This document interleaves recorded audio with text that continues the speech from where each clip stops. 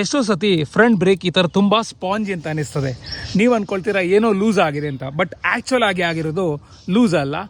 Especially weather change ಆಗುವಾಗ, ಚಳಿಗಾಲದಿಂದ summer ಬರುವಾಗ ನಮ್ಮ ಬ್ರೇಕಿದು ಫ್ಲೂಯಿಡ್ ಇದು ಹೋಸ್ ಇರ್ತದಲ್ಲ, ಅದು ರಬ್ಬರ್ ಇರ್ತದೆ.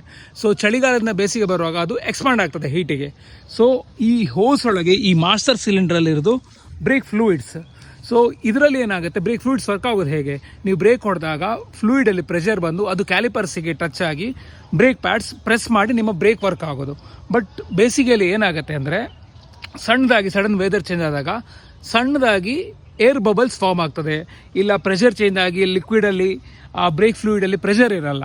ಸೊ ಇದಕ್ಕೋಸ್ಕರ ನೀವು ಮಾಡಬೇಕು ಬ್ರೇಕ್ ಬ್ಲೀಡಿಂಗ್ ಅಂತ.